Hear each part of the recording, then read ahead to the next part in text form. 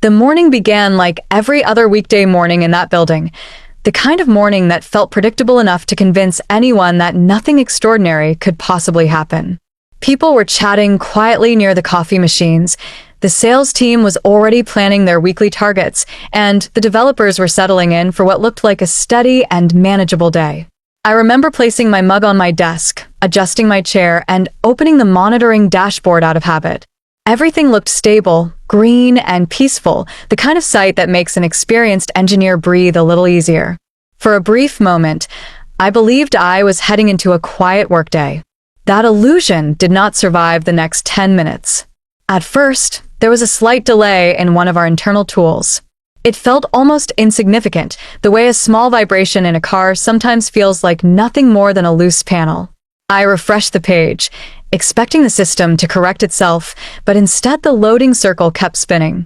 Before I could think much about it, the dashboard in front of me displayed a warning alert. Then a second one. Then a third. A cascade of red notifications started spreading across the screen until the entire interface looked like a wall of emergency lights. Around me, keyboards stopped clicking. Switching screens suddenly became impossible. A few chairs rolled back as people stood up in confusion. In less than a minute, the entire open space fell into a cold silence. Every computer froze at the same time, each monitor frozen in a half-loaded state, like a room full of people holding their breath without knowing why. Someone farther away whispered that her files had disappeared. Another employee tried to restart his computer and failed. A third person stared at his blank window in disbelief.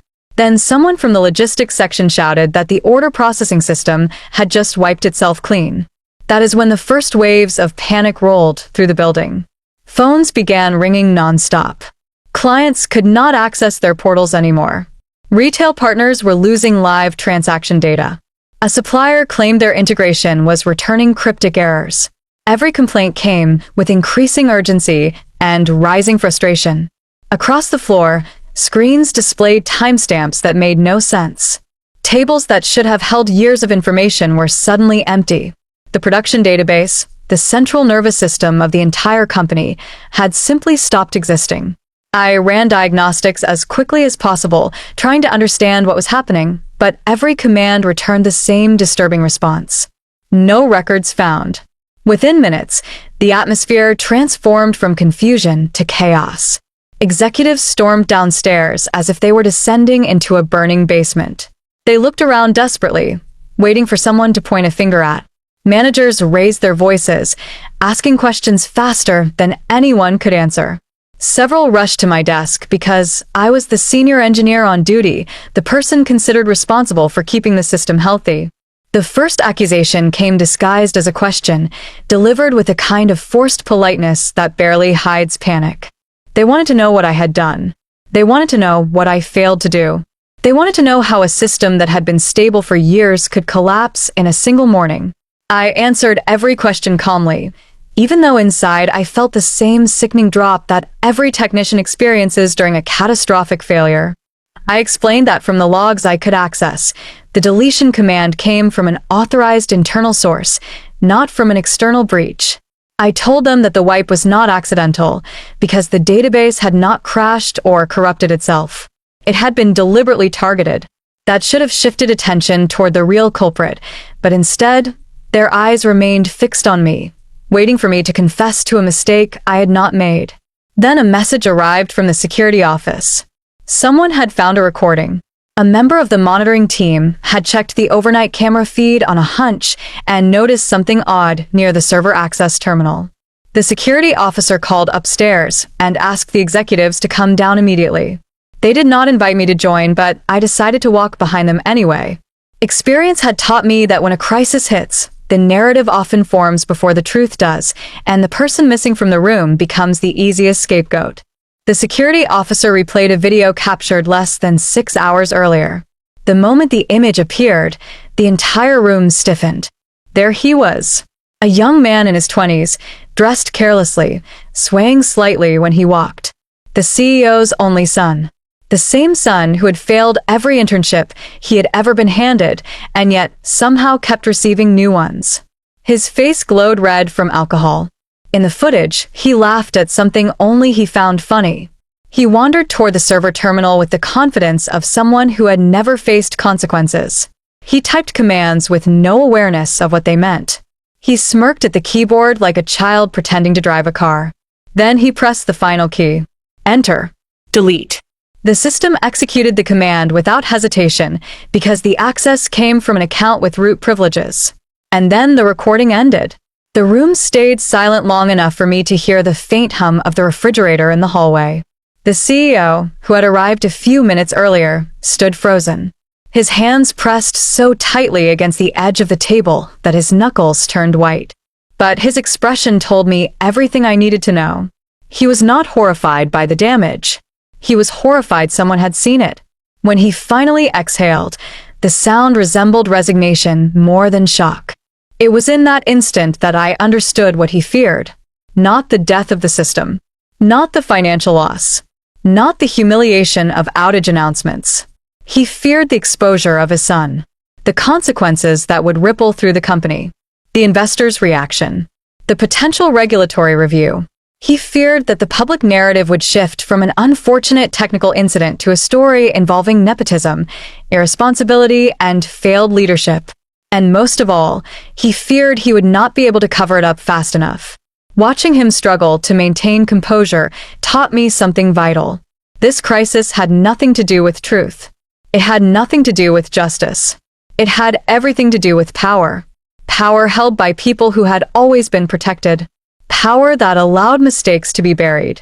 Power that turned accountability into a currency only the weak were forced to pay.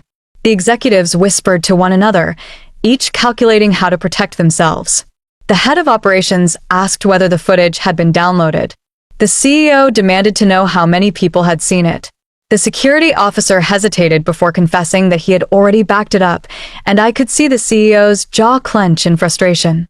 Then managers started asking questions designed to test their narrative options.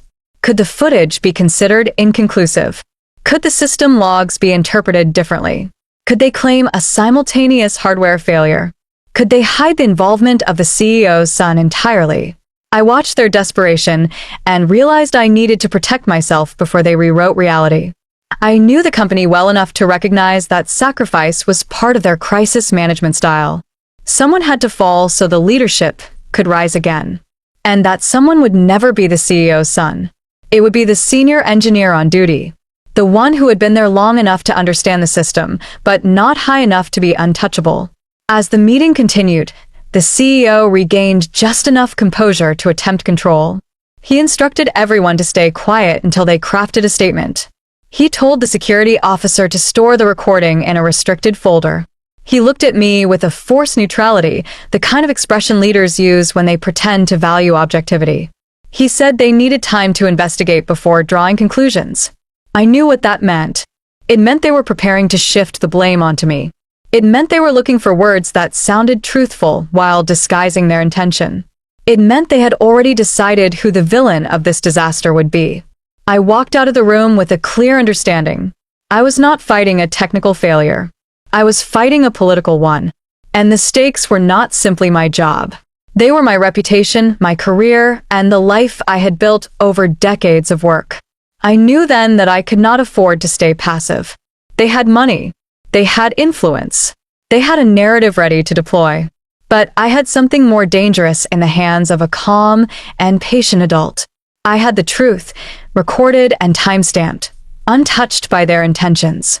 When I reached my desk again, the office looked different. People spoke in hushed tones. Rumors were already spreading. Some believed the system had crashed on its own. Others believed an unidentified breach had occurred. A few whispered my name with a mix of sympathy and caution. None of them knew what the footage showed. None of them knew what was about to unfold. And none of them realized that this crisis was only the beginning. I turned on my computer again and looked at the frozen screen. The destruction was complete, irreversible, and devastating. But for the first time since the morning began, I felt strangely calm. Because chaos does not intimidate people who understand how systems work. And it certainly does not intimidate people who understand how power collapses when challenged properly. If they wanted a scapegoat, they had chosen poorly. If they wanted a silent engineer, they had miscalculated. If they wanted a quiet end to a loud crisis, they had misread everything about me. They wanted a war disguised as an investigation. They wanted to twist the truth into something manageable. They wanted the world to forget the sun and blame the employee. They picked the wrong man to underestimate. The crisis meeting stretched for 4 hours, though at times it felt much longer. The conference room filled early, and the atmosphere carried a heaviness that settled on everyone's shoulders. The executives took their seats with stiff expressions, while the board members joined through the large screens mounted on the wall. The entire leadership was present, yet no one mentioned what they had seen less than 2 hours earlier. Not one of them referred to the image of the CEO's son, intoxicated and laughing while typing destructive commands. They buried that truth in silence as intentionally as he had deleted the database. I knew that their silence served a purpose. I also knew that purpose had very little to do with transparency and everything to do with survival. The CEO opened the meeting by announcing that the company had experienced a catastrophic system failure and that the resulting outage represented the most significant disruption in the company's history. His voice carried the kind of steady tone that leaders often practice in front of mirrors, measured and controlled, meant to calm an already shaken room. As he spoke, several board members nodded politely, though none of them looked convinced. They wanted answers, not reassurances. They wanted someone to blame before investors started asking questions. The head of operations stood and presented a series of simplified explanations for what might have happened. He suggested that the system had malfunctioned due to an unforeseen glitch. He proposed that outdated hardware had finally collapsed. He theorized that a recent update might have caused unintended consequences. Every possibility he listed offered a way to distance the company from responsibility. Every possibility circled around one familiar idea. They wanted someone to take the fall, someone who was not part of the family that had built the company, someone who did not sit in an office with a view of the city, someone whose reputation could be sacrificed without causing permanent structural damage. Their eyes gradually shifted toward me. I sat quietly near the middle of the table, hands folded, posture steady. I knew this dance. I had witnessed it before in other companies, in smaller crises, in moments where ambition outweighed fairness. When the problem becomes too large to hide, leadership often seeks the most convenient place to redirect the spotlight. And I was the easiest choice. I was the senior engineer on duty. I had been in the building when the system failed. I had access to the servers. My role placed me precisely at the intersection where blame could land without generating too much turbulence. The CEO leaned forward and announced that preliminary findings suggested a lapse in oversight. He called it negligence. He never raised his voice, but the weight of the words sent a clear message to the board. They were preparing to rewrite the narrative, to construct a version of events that allowed them to maintain their reputation while presenting the illusion of accountability. I listened carefully to every word because at that moment, they were not simply telling a story. They were building a case. And I was the target. One of the board members asked whether security footage had been reviewed. The CEO answered that the recordings showed nothing unusual. He spoke with the confidence of someone accustomed to shaping the truth rather than reporting it. Another board member asked whether there had been unauthorized access to the server room. The CEO responded that there had been no signs of physical intrusion. A third board member asked if system logs indicated any external breach. Once again, the CEO assured them there were no signs of foul play. It was remarkable how easily he dismissed the evidence that contradicted his statements. I had seen the footage. The executives had seen the footage. The CEO had seen it more clearly than anyone else. Yet in that room, with the company's future at stake, he spoke as though nothing had happened. They needed the footage to disappear, and they needed the truth to dissolve with it. So they quietly deleted the recording from the official log. They removed any trace of the CEO's son from the system audit. They erased the access logs that tied the deletion to his account. They replaced everything with a sanitized version that pointed back to the same convenient explanation. Negligence. Oversight. Human error. They did not know that I had already made a private backup. I had copied the footage the moment I realized the meeting was going to ignore it. I had saved multiple versions of the recording onto separate encrypted drives. I had exported the original system logs and kept duplicates of every timestamp and command executed that morning. I knew that evidence disappears quickly in environments where power can be abused, so I ensured that the truth could not be buried without a trace. While they were rearranging reality inside the meeting room, I was protecting it quietly, methodically, and without letting my frustration slip through my expression. Still, I remained silent. The reason was simple. Silence is the most strategic tool when you are outnumbered. People expect panic. They expect desperation. They expect defensive explanations. They interpret quiet confidence as control. I understood that the only way to survive the story they were constructing was to refuse to play the role they needed. If I spoke too soon, they would twist my words. If I defended myself, they would call it guilt. If I revealed my evidence, they would find a way to discredit it. So I stayed still and observed the performance unfolding around me. The board members began asking more pointed questions. They wanted to understand how a system that had passed every audit could collapse so suddenly. They wanted to know why backups seemed incomplete. They wanted explanations that aligned with their concerns, not the ones the CEO offered. The CEO tried to navigate their inquiries with vague responses, but it was obvious that his answers lacked substance. The room grew tense as confusion turned into suspicion. And through it all, I watched quietly. They moved to the next phase of their narrative. They called for disciplinary review. They recommended temporary suspension. They suggested bringing in external consultants to assess my performance. Their tone softened whenever they referred to the CEO's son, although they never mentioned him directly. They talked about protecting the company culture. They talked about loyalty. They talked about the importance of discretion. Their euphemisms floated through the room like coded messages. None of them needed to say the words out loud. Everyone understood the implication. Family would be protected. Employees would be managed. Someone had to carry the burden, and it was not going to be the young man who had caused the damage. I felt a calm resolve settle inside me. There is a moment in every conflict when the truth reveals itself not through words but through behavior. And in that room, surrounded by leaders who valued reputation over integrity, I understood what kind of battle lay ahead. It was not a technical issue. It was political. It required more than skills. It required strategy. It required patience. It required a level of discipline that comes with age and experience, the kind of discipline that allows you to sit still while others expose their intentions. Their greatest mistake was assuming that I was powerless. They believed they could rewrite the story without resistance.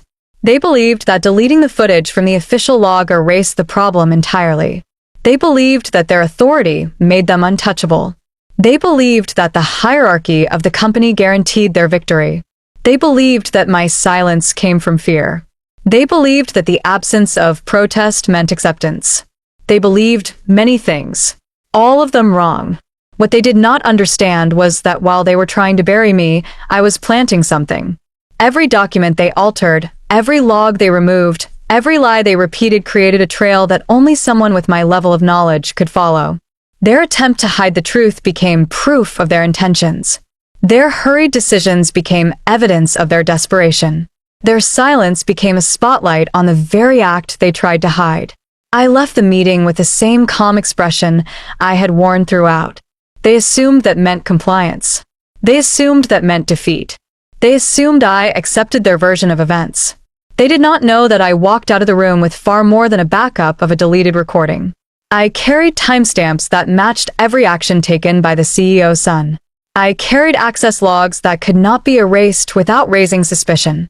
I carried system triggers that identified the exact moment the delete command was executed. I carried all the data that connected the privileged young man to the catastrophic failure. I also carried something they could not measure: patience. I had learned through the years that silence is not weakness. Silence is preparation. Silence is calculation. Silence is the quiet pause before the move that changes the outcome entirely. They thought they buried me. They thought the meeting had shaped the narrative. They thought their influence would protect them forever. They never realized that while they were busy rewriting the story, I was preparing the truth that would rewrite theirs. A week after the crisis meeting, when the company was still struggling to recover from the shock of the database wipe, Leadership announced a full internal audit. The announcement arrived through a formal email written in the usual polished corporate tone, claiming the goal of the audit was to restore confidence and ensure transparency. Everyone knew that was only half true. Audits do not appear out of goodwill. They appear when leaders fear that truth might slip through their fingers. They appear when investors start asking too many questions. They appear when someone in power begins to worry that a buried secret might surface at the wrong moment. And in this case, the buried secret wore the face of the CEO's son. The moment the email reached my inbox, I leaned back in my chair and allowed myself a small smile. They had no idea they had just handed me the opportunity one needed. Most people fear audits because they shine a flashlight into corners that have been ignored for too long. But I had nothing to hide. I had documented every step taken during the crisis. I had preserved evidence the company tried to erase. I had prepared for this moment long before the company decided to turn it into the centerpiece of their strategy. They expected me to panic. Instead, I welcomed it. The auditors arrived the next morning. They moved quietly and methodically, the way experienced investigators move when they sense something is wrong. They requested access to logs, system snapshots, supervisor notes, and archived recordings. They asked to speak with every member of the technical team. They inspected the server room with a seriousness that made managers nervous. I watched them closely as they worked, paying attention to the questions they repeated and the files they flagged for follow-up. It was clear within hours that they already suspected the official story did not add up. Their first set of questions revealed just how many inconsistencies existed in the narrative constructed by the CEO. The auditors asked for the list of employees with root access. The leadership team had prepared a reduced version, one that excluded the CEO's son. It was presented as the complete record. The auditors studied the document with polite expressions and then requested access to the original system configuration. A few minutes later, they called the CEO aside. They had found the discrepancy immediately. And though the CEO tried to mask his reaction with practiced confidence, his discomfort seeped through his forced smile. From that moment on, the auditors stopped accepting verbal explanations. They asked for written statements. They asked for version histories. They asked for original access lists instead of the curated ones the executives had prepared. Every time leadership attempted to direct their attention towards software glitches or configuration failures, the auditors redirected the conversation back to access privileges. Every attempt to steer the narrative away from the CEO's son only made the auditors more curious. The next inconsistency emerged when the auditors questioned the backup procedures. The head of operations tried to explain that recent maintenance had affected certain processes. He claimed that the system had performed an unexpected overwrite. He insisted that the incomplete backups were the result of technical issues, not human actions. But the auditors requested the full maintenance history, and once again, the documentation raised more questions than answers. Timelines did not match. Notes were missing. Updates had been logged at suspicious hours. The auditors recognized patterns that did not fit natural technical errors. They pressed harder. I sat through several of these meetings, always calm, always cooperative. When I was questioned, I answered clearly and without embellishment. I provided the information they asked for. I showed them the logs they needed. I guided them to the files that would help them understand the real sequence of events. I never pointed fingers. I never accused anyone. I simply presented facts in a way that allowed them to draw their own conclusions. Every fact I offered led them deeper into the truth, and every truth they uncovered made leadership more uncomfortable. The auditors returned to the security footage next. They asked for the original recordings, including the full overnight surveillance feed. The CEO hesitated and produced only the approved version, the one that had been edited to remove the hour that contained the incriminating footage. The auditors examined the file carefully. They noted the timestamp gap almost immediately. They asked why an hour was missing. The CEO attempted to explain that the system automatically deletes corrupted sections. He claimed that the missing hour was a technical malfunction. The auditors did not react immediately. They simply wrote something down and requested access to the storage logs that tracked deletion activity. Leadership suddenly grew tense. The auditors were asking for the very logs that revealed when the CEO had quietly removed the original recording. And although the CEO tried to delay the request by claiming the logs were being restored, the auditors saw through it. They submitted a formal demand for the full security record. That demand triggered a compliance rule the CEO could not circumvent without risking a report to regulatory authorities. The auditors were not stupid. They had already concluded that something was being hidden. I made sure every answer I provided created a deeper hole for the CEO and his son. Not through accusation. Not through confrontation. Simply by providing accurate information the leadership hoped would never be reviewed. The auditors asked for the list of all users who had interacted with the server terminal between midnight and dawn. They asked for the access key logs. They asked for time-stamp system triggers. Every one of these items pointed toward the CEO's son. And every time leadership tried to shift the blame toward me, the audit trail refused to cooperate. During one session, one of the auditors asked why certain intrusion warnings were disabled. The head of cybersecurity claimed the alerts had malfunctioned. The auditor requested the system registry to confirm the malfunction. The registry showed manual disabled settings applied 3 days earlier. The CEO's son had been experimenting in the system during that time. The auditors recognized the significance of the discovery.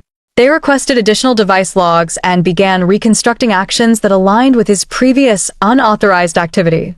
Leadership continued trying to cover the tracks, but their attempts only made the inconsistencies more obvious. By the middle of the week, the audit room felt like a battlefield. The CEO wore the strained expression of a man who knew control was slipping from his hands. Members of the board contacted the auditors privately, concerned about the conflicting reports they had heard. Managers whispered behind closed doors, trying to predict whose reputation would be sacrificed when the audit concluded. And through it all, I remained steady, never reacting, never rushing, never letting frustration color my responses. My silence was deliberate.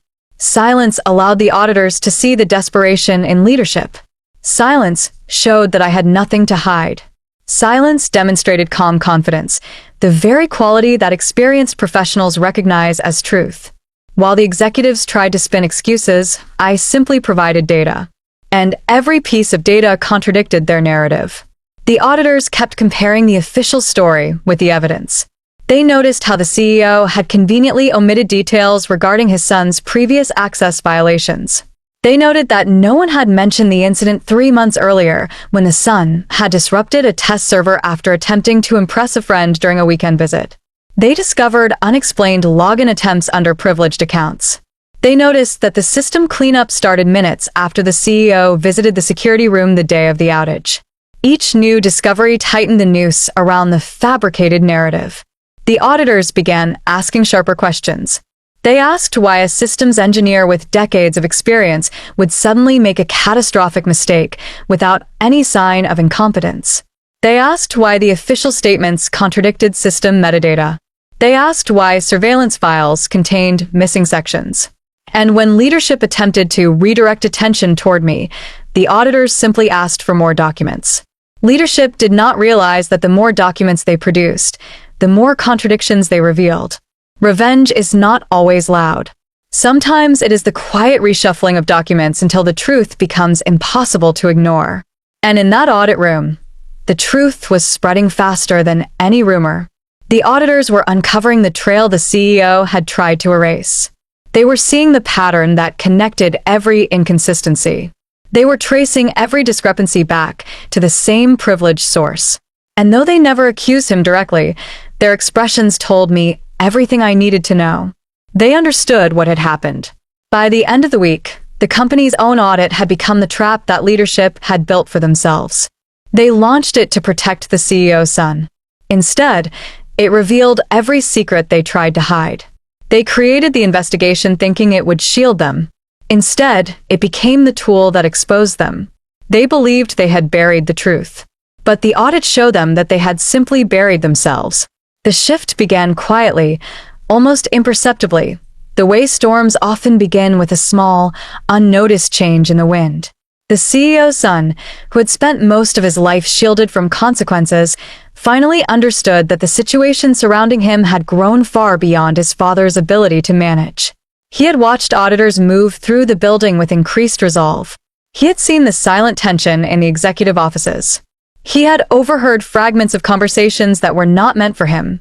And slowly, the weight of his actions began to settle on his shoulders. He had never been held accountable for anything before. Mistakes were usually softened, excused, or reframed by people who feared angering the CEO. But this crisis was different. This time, the consequences were too large to ignore. The company was facing a potential federal investigation. Investors were demanding clarity. The board was not satisfied with the internal audit. The story the CEO tried to construct was unraveling one contradiction at a time. And for the first time in his life, the CEO's son realized his usual escape routes were disappearing. In his panic, he made a decision that revealed just how little he understood the systems he had damaged. He tried to fix his mistake by fabricating an access log that placed the blame on me. He believed that if he could produce a document showing that I had executed the deletion command, he could redirect attention away from himself. He assumed the auditors would accept the file. He assumed the board would embrace it. He assumed people would believe it simply because it was presented with authority. He was wrong. The fabricated log he created looked legitimate at first glance, at least to someone who did not understand the deeper architecture of the system. He copied the format from previous entries. He inserted my name. He inserted the timestamp of the deletion. He even added a note claiming I had been performing maintenance at the time. Then he submitted the file to the internal audit committee with the confidence of someone who believed he had done something clever. But systems designed by professionals do not bend easily to manipulation. He did not know that the server tracked cross-reference logs that were impossible to alter. He did not know that the system recorded internal checksums for every log entry. He did not know that metadata embedded in each line of the log was linked to hardware time signatures that could not be replicated manually. He did not know that behind every visible file, a parallel version existed in encrypted form to ensure authenticity during audits. His forgery was destined to fail before anyone even opened the document. When the auditors examined the file, they spotted the discrepancies instantly. They noticed mismatched patterns in the metadata. They noticed the checksum error. They noticed the absence of the corresponding hardware timestamp. They noticed the irregular spacing that indicated manual insertion. They noticed that the entry attempted to mimic format without understanding structure. In less than 10 minutes, they concluded the file was fraudulent. The revelation did not stay contained to the audit room. Word reached the board within hours. And that was the moment the board truly turned against the CEO. Their shift had nothing to do with ethics or integrity. They did not suddenly grow a conscience. They did not express outrage over dishonesty. Their motivations were far more practical. They understood that fabricated evidence placed the company in direct violation of federal regulations. Fraudulent logs created new liabilities. False reports meant the auditors would need to notify external authorities.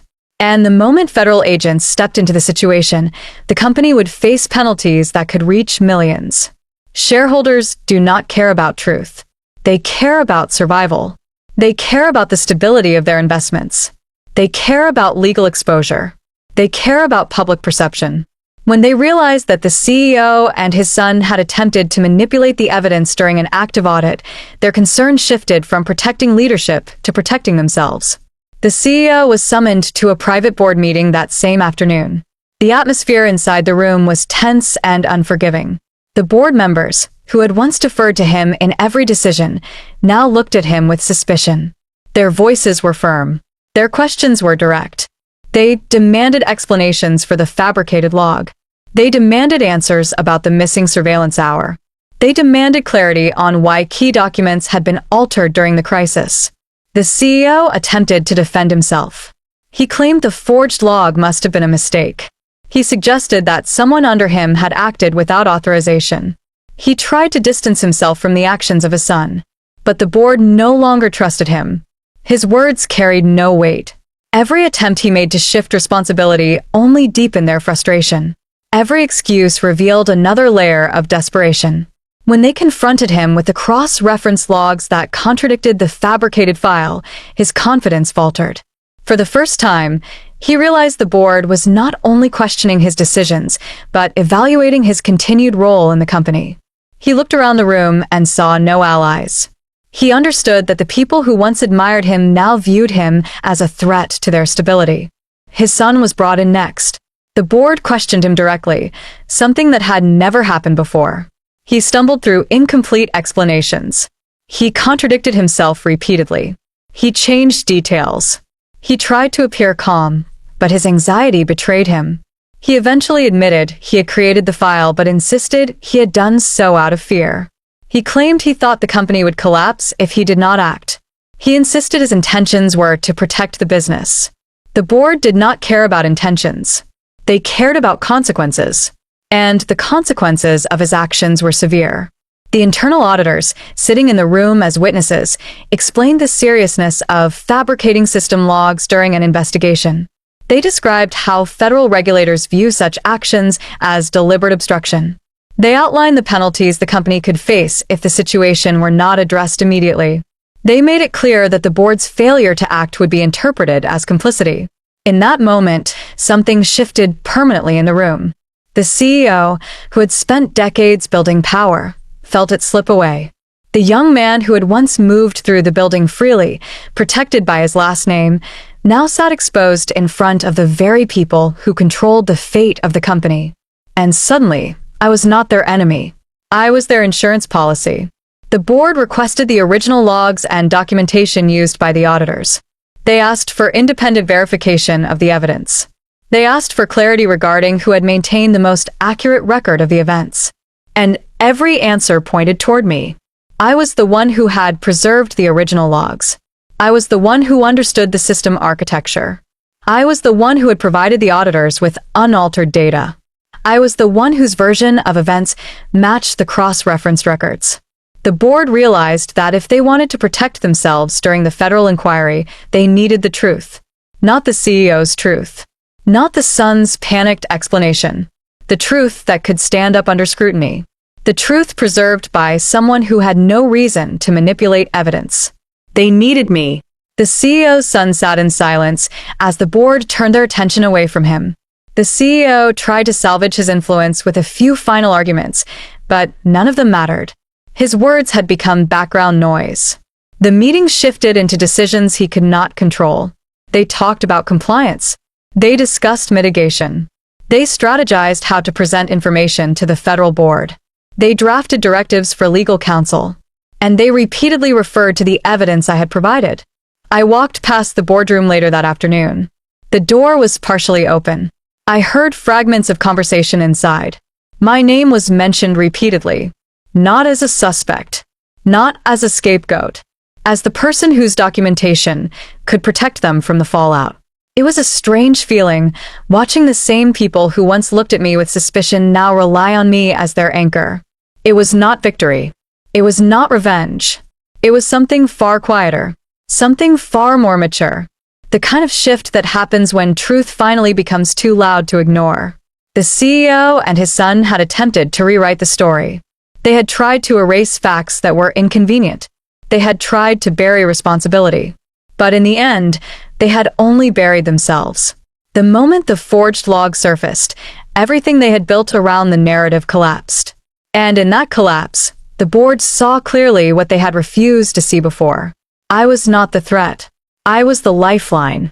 The request arrived on a Wednesday morning, not through an official announcement or a formal calendar invitation, but through a discreet email from one of the board members. The message was short, careful, and designed to sound neutral. It asked if I would be available for a confidential conversation. The wording told me everything I needed to know. They were not reaching out to apologize. They were reaching out to negotiate. When powerful people choose softness over authority, it means they have lost ground, and they know it. I sat at my desk for a moment, rereading the email. 3 weeks earlier, these same people had looked at me as if I were a liability. They had questioned my judgment, doubted my confidence, and allowed the CEO to shape a narrative designed to sacrifice me for the good of the company. They had treated me as expendable. But now, after the audit had exposed the forgery, after the truth had slipped through their fingers, after the Federal Technology Board had begun requesting documents, they suddenly found themselves needing the one person they had underestimated. I replied with a single sentence confirming my availability. I did not ask for details. I did not ask who would be present. I did not ask what they wanted. People who are desperate reveal their intentions quickly when you give them silence instead of curiosity. The meeting took place in one of the smaller boardrooms, away from the open office. The blinds were drawn, the lights were dimmed, and the atmosphere felt like a cross between a confession and a negotiation. 3 board members were present, along with the head of compliance. The CEO was notably absent. His absence was not accidental. They knew involving him would sabotage any attempt at diplomacy. They were trying to save the company, not his pride. One of the board members greeted me with an overly warm smile, the kind that appears only when someone needs a favor. He invited me to sit. I took the chair across from them and waited. No small talk. No hands checks. No attempts to establish rapport. I simply looked at them and allowed the silence to linger. People who have spent their careers in authority positions do not handle silence well. They expect others to fill it for them. When the person in front of them refuses, they begin to reveal their real intentions. The first board member cleared his throat. He began by acknowledging that the internal audit had uncovered several irregularities. He spoke of them as if they were minor inconveniences rather than symptoms of systematic manipulation. He explained that the investigators from the federal board would likely request a complete and accurate restoration of the system to verify the sequence of events. Then he paused, waiting for my reaction. I gave him none. The second board member continued. He explained that the company would require an external statement confirming that the forged log was not created under the direction of upper management. He described it as an essential step for maintaining the company's reputation. He framed it as a procedural requirement rather than an admission that leadership had tried to frame me. He spoke carefully, avoiding any phrase that might sound like responsibility. Again, I said nothing. The head of compliance stepped in next. She explained that the Federal Technology Board would assess the company's level of cooperation when determining potential penalties. This cooperation would include willingness to provide accurate internal testimony. She mentioned my name directly, implying that my cooperation could help mitigate the severity of the investigation. She insisted that the company was committed to transparency. I recognized that word. Transparency. Companies often use it when they are desperate to appear trustworthy. It is the corporate equivalent of a bandage placed over a wound that is still bleeding. They needed me to restore the system fully. They needed me to testify that the forgery was not approved by upper management. They needed me to show regulators that the company was willing to cooperate. And yet, not one of them used the word sorry. Not one of them acknowledged the humiliation they had allowed. Not one of them mentioned the meeting where they called me negligent. Not one of them addressed the attempt to erase the truth. I sat back in my chair and observed them carefully. Their faces carried the strain of people who understood the fragility of their situation. The company was not simply facing fines. It was facing a potential loss of contracts, a drop in investor confidence, and a public scandal that could linger for years. They needed someone to stabilize the narrative. They needed someone with credibility. And that someone was me. But credibility cannot be borrowed. It must be earned. And they had done nothing to earn mine. The first board member asked if I would be willing to assist. His voice carried a tone meant to sound respectful, but filled with underlying pressure. I let the question hang in the air. The silence stretched long enough to make them exchange nervous glances. Finally, I responded with a simple statement. I said that I would need time to consider their request. Their expressions tightened. They had hoped I would agree immediately. They had expected me to feel relief that they were finally treating me with a semblance of respect. They assumed that because I had always been cooperative, I would remain cooperative even after they attempted to sacrifice me. But experience teaches you something important as you grow older. Stillness is a powerful tool. When you refuse to rush, people show their real price. The second board member attempted a new approach. He spoke about my value to the company. He referenced my years of service. He mentioned my expertise. His words were carefully chosen, the kind that make inexperienced employees feel appreciated. But appreciation spoken out of necessity is not appreciation. It is strategy. And strategies built on desperation crumble easily. I excused myself from the meeting with the same calmness I had carried throughout. I assured them I would think about their request. They thanked me, though the gratitude was hollow.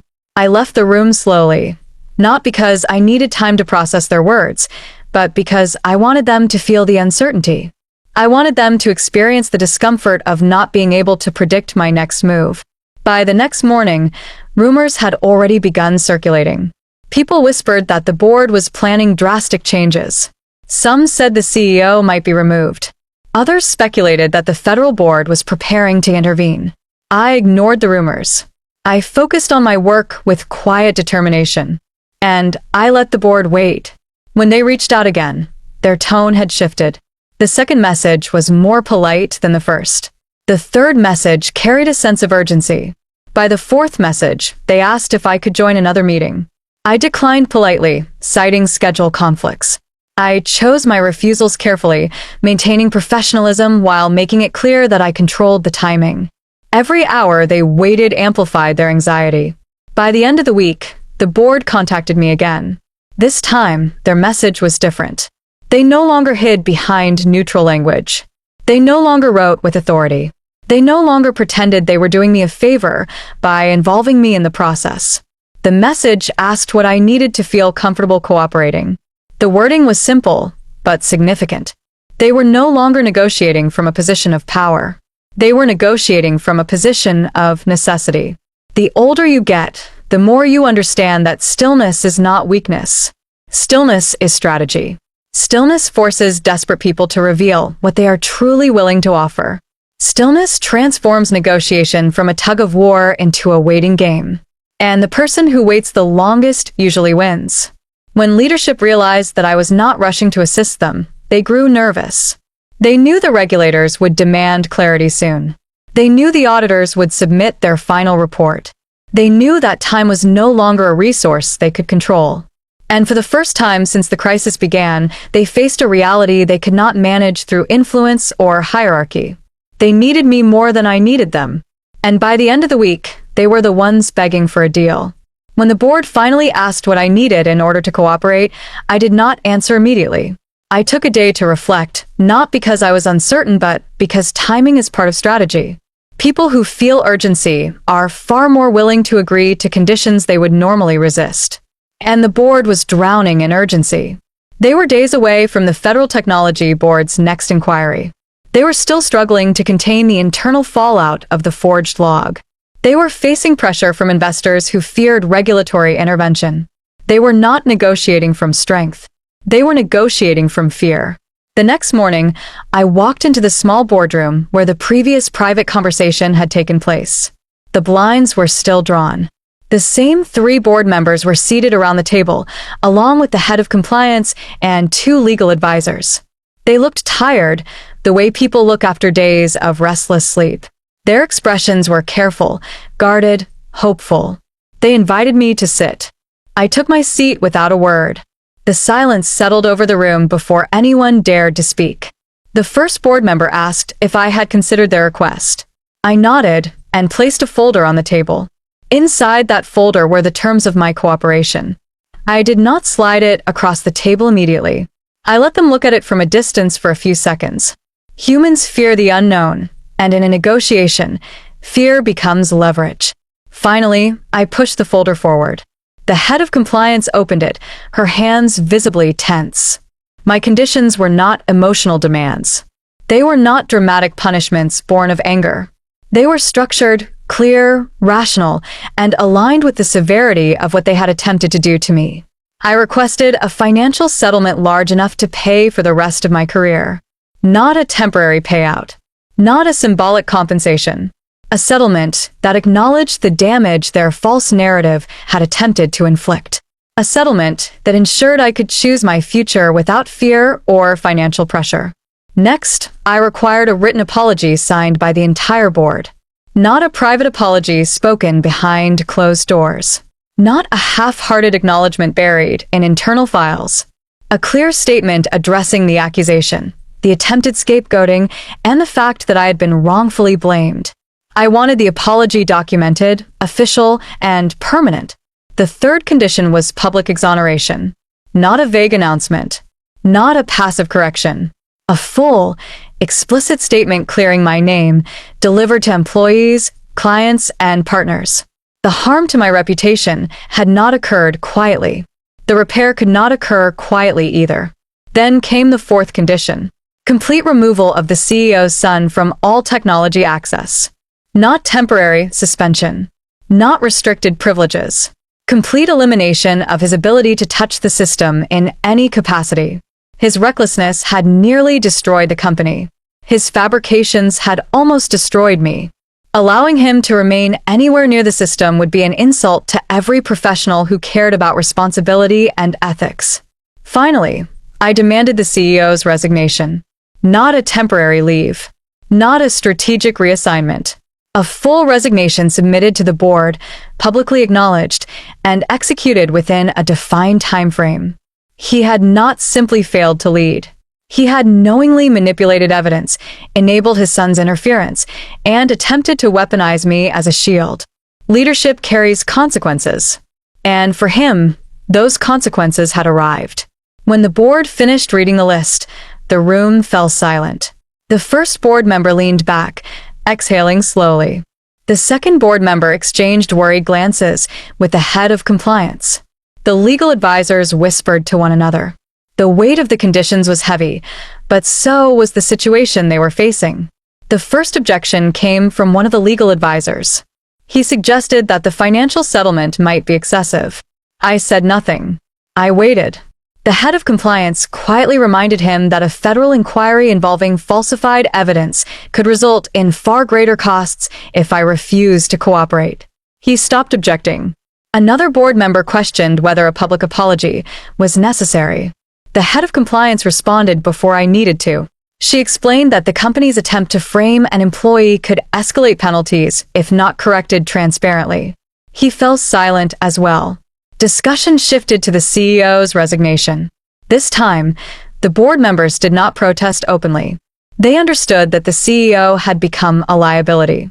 His mishandling of the crisis, his involvement in deleting the surveillance footage, and his failure to disclose his son's actions had placed the company in danger. The board had already considered removing him. My conditions simply accelerated an inevitable decision. They resisted for 2 days. During those 2 days, they held multiple emergency meetings. They consulted legal experts. They calculated financial projections. They considered alternative strategies. They tried to find a way to accept some conditions while negotiating others. They attempted to craft counteroffers that softened the impact. They tried to appear composed, even though the pressure was mounting. I did not engage with any of their attempts. I did not negotiate. I did not answer follow-up emails. I did not attend additional meetings. I allowed them to sit with the weight of their situation. Time does not weaken leverage. Time strengthens it when the other side is more afraid of the clock than you are. On the third day, everything changed. Regulators announced a surprise inspection. The news arrived before noon. A message from the Federal Technology Board informed the company that a preliminary investigative team would be arriving within 48 hours to conduct an on-site review of the incident. The inspection would include interviews, system analysis, internal document reviews, and direct verification of access logs. The boardroom erupted into panic. Legal advisors rushed to gather documents. The compliance team scrambled to prepare files. The auditors requested emergency access to the remaining logs. The executives began speculating about what the regulators would uncover. The CEO locked himself in his office for an hour, no doubt fearing what the inspection would reveal about his involvement. The board members reached out to me immediately. Their messages were no longer measured or strategic. They were urgent. They asked if I was available to meet. They asked if I would reconsider. They asked if I could assist in preparing the system for inspection. They asked if I would help present the accurate sequence of events. They even asked if I needed additional assurances beyond my stated conditions. I let them wait a few hours before responding. When I finally agreed to meet, the boardroom felt tenser than it had at any point during the crisis. The head of compliance greeted me with genuine relief. The first board member looked visibly shaken. The second board member looked exhausted. Their pride had evaporated. Their authority had softened. They no longer spoke like people issuing directives. They spoke like people seeking rescue.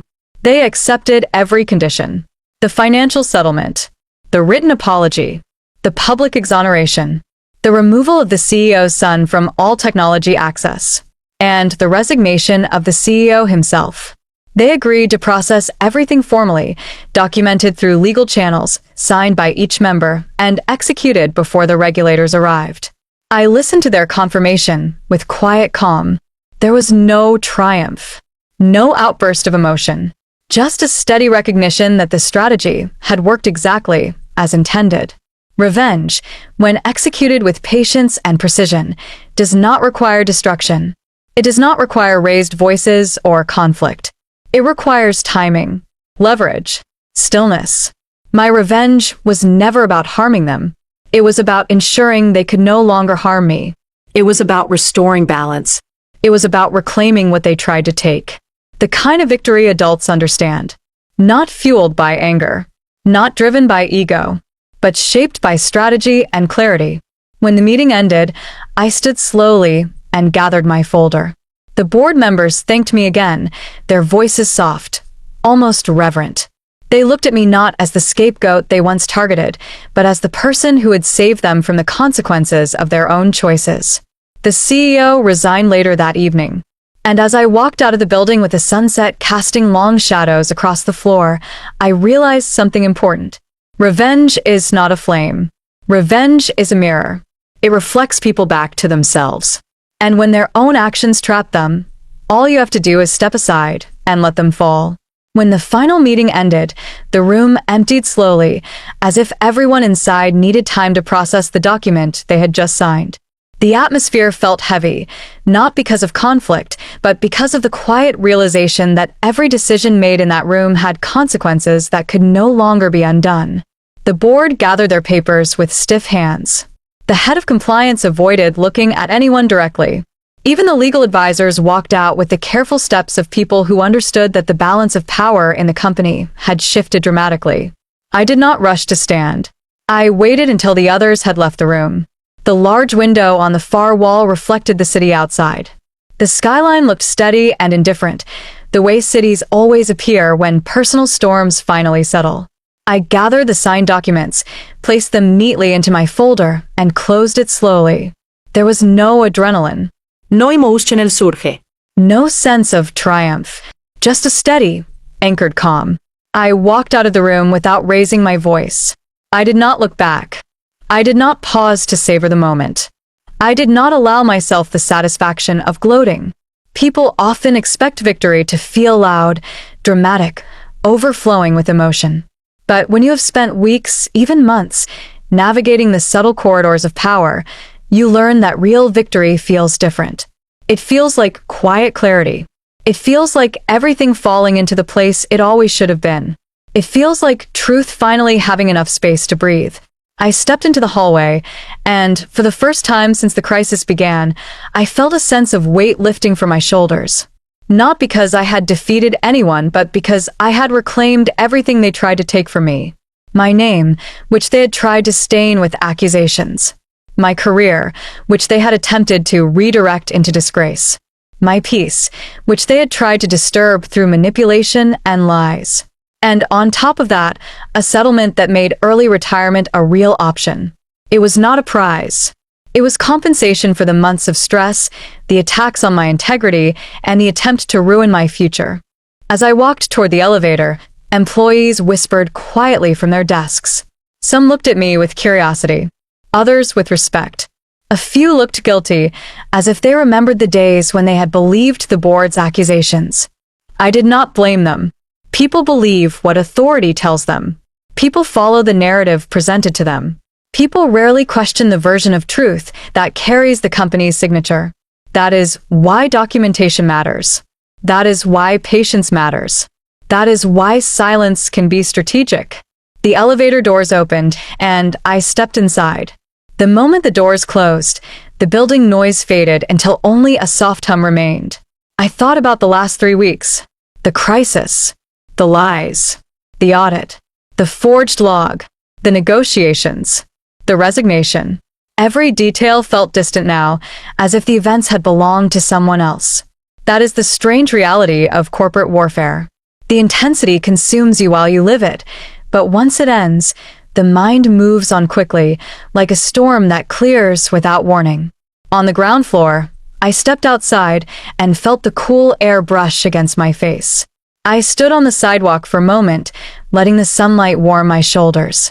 I watched people pass by, each absorbed in their own life, unaware of the turmoil that had unfolded inside the building behind me. It reminded me that no matter how large a corporate conflict feels, the world remains unchanged outside it. Life continues. Time keeps moving. And that perspective is something maturity teaches you. When you are young, every crisis feels like an earthquake. When you grow older, you understand that most earthquakes are just tremors that eventually settle. The CEO's son was no longer allowed near the technical department. His removal had been quiet but thorough. His access was revoked. His credentials were deleted. His name was removed from every internal list. He did not appear on the server's user directory anymore. He no longer visited the building except on rare occasions. And when he did, people avoided eye contact, not out of cruelty but out of discomfort. He had become a lesson, not a villain. A whispered example in every meeting about the importance of disciplined access. A cautionary tale about privilege without accountability. The story of the young man who deleted a production database and then tried to lie his way out of it. As for the CEO, his resignation reshaped the company more than anyone expected. Leadership changes always create ripples. But this time, the ripples turned into a quiet shift in culture. The new interim CEO was someone who valued process over authority, documentation over instinct, transparency over preservation of status. People walked with a little more awareness. Meetings carried a little more honesty. And managers approached their teams with a tone that suggested they finally understood the difference between leadership and control. My departure became public record the following week. The company announced that I had chosen to pursue personal projects. They did not mention the settlement. They did not mention the apology. They did not mention the months of pressure. They did not mention the federal inquiry. But the employees knew. And more importantly, the board knew. And the regulators certainly knew. Sometimes the truth does not need announcements. It lives in the documents that shape decisions. When you are over 35, life teaches you something invaluable. Power is not noise. Power is not shouting to be heard. Power is not forcing your will onto others. Power is patience. Power is waiting for the right moment. Power is choosing silence when others expect you to panic. Power is documentation, not emotional testimony, not desperate explanations. Actual documents, records, timestamps, logs, proof that does not wobble under pressure. I learned that the strongest form of revenge is not fueled by anger. Anger burns quickly and leaves little behind. Anger makes you impulsive. Anger makes you reactive. Anger gives the other side something to use against you. But accuracy is different. Accuracy is steady. Accuracy is deliberate. Accuracy gives you control. Accuracy allows you to win without noise. Accuracy allows you to walk away with dignity. A few days after my departure, I woke up with a sense of calm I had not felt in months. There was no alarm to rush to, no crisis to manage, no meeting to attend. I brewed a cup of coffee and watched the sun rise from my kitchen window. It felt quiet. It felt simple. It felt earned. I thought about everything that had happened, not with bitterness, not with pride, but with understanding. These events were not just a corporate conflict. They were a reminder of something life had been teaching me slowly with every passing year. People will try to take things from you. Your reputation, your opportunity, your peace, sometimes even your identity. And when that happens, you will feel the first instinct to defend yourself loudly. But the older you get, the more you realize that stillness is stronger than noise. Silence is stronger than reaction. Documentation is stronger than accusation. And patience is stronger than fear. In the end, I did not destroy anyone. I did not shout.